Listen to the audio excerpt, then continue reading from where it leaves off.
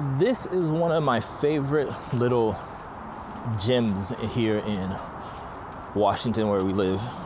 It's a park. It feels like you're in the middle of the forest, because you kind of are. But there's a neighborhood on this side and the highway behind me. And so when people tell me they don't have places to go to explore nature and things like that, or they don't have time to go to these far off destinations, I always tell people, like, look around you, find someplace local. You know, I'm waiting for my kid to be done with tutoring. So Pixel and I, of course, there's this place that we literally, 1 minute drive from where his tutoring is, and I can go for a walk with her. And it feels like I'm in the middle of the woods.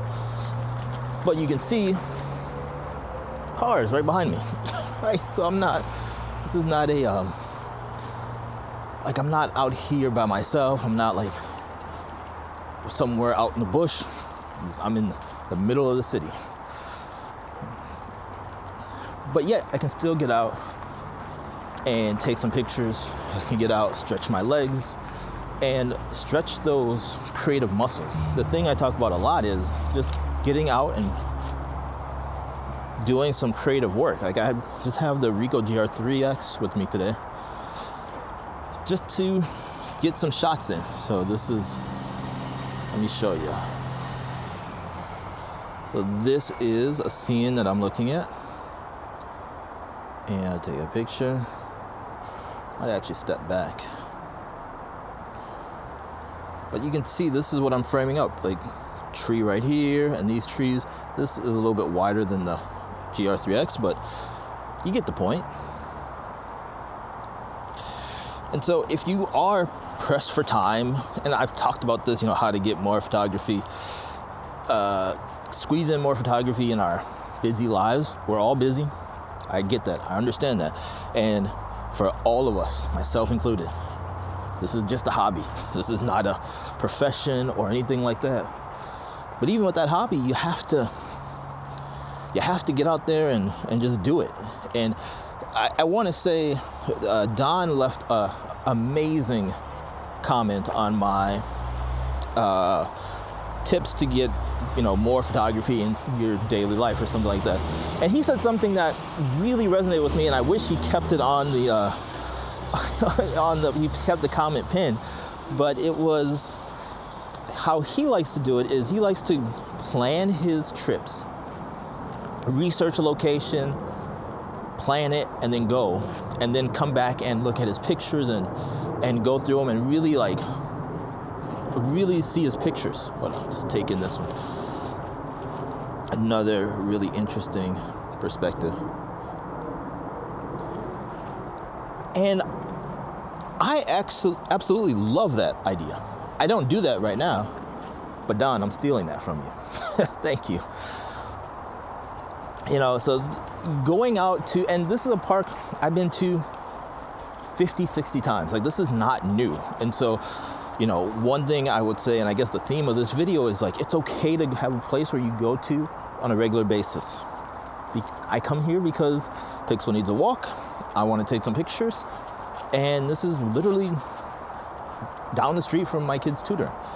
And we have an hour, so I'm just going to walk around. It's a short little loop, but I can walk around, take some pictures, take some action pictures of cars if I want to, and keep it moving. But what's great about this is, one, I know this trail, so I know kind of what to expect to see out here. But because the seasons are constantly changing, if you come out here in the summer, all of this is in shade.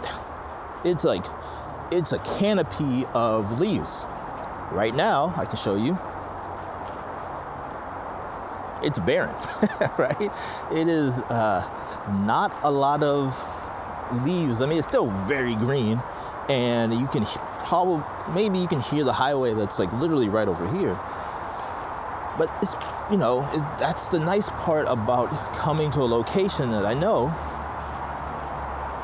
that I've frequented a lot, because I can see the change.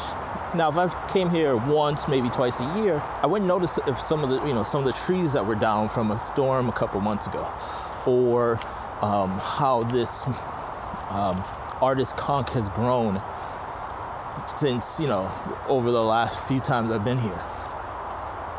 I wouldn't notice the moss that's on some trees and not on other trees. So it's like those little things, you kind of see the details, and you get past the awe of like, oh my gosh, this is all amazing. So now you're kind of refining well, at least for me, I'm refining what I'm looking at. I'm seeing things differently. Like for me, this is interesting.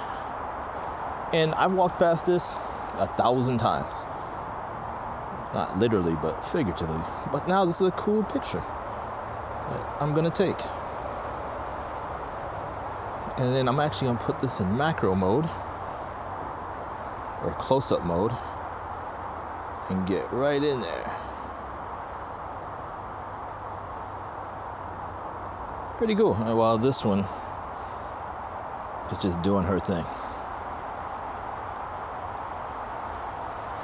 So this is a shorter video.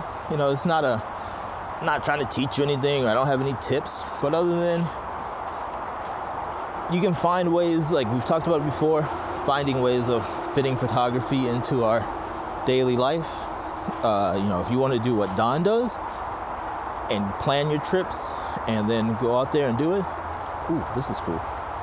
That's another thing I like about this time of the year. Well, you really can't see it, but the new growth that's happening is really cool. I'm gonna put these pictures up on screen so you can see what it looks like. But this is very cool.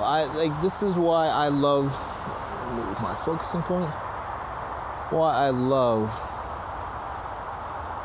coming out to these locations.